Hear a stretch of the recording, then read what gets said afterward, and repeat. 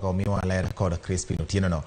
Chenro mag thieth ma apoya ne jotuo moheore oyudo sire e kaunti ma Homa Bay bang' bengi mar piny ngima koluwore kod chenro mare mar bero chenro lach jotuo moheore mane thieth manengo nyalo wacho mar kaunti ma Homa Bay.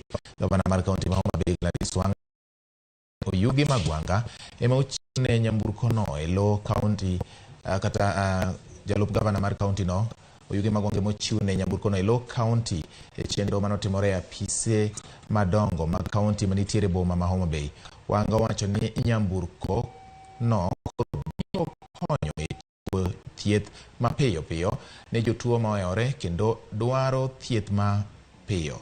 Wanga bende wacho ni kaunti ma Homa Bay sani ni kod nyamburko mating'o jotuo moheore 17 kata kamano moko kuomgi onge masinde madwarore.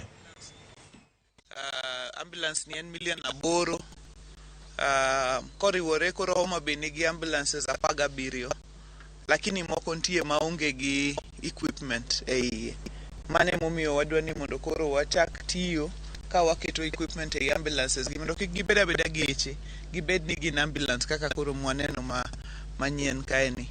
And we all know that every day we will not go without maybe an accident happening somewhere. We may not go without referring a patient from one facility to another one.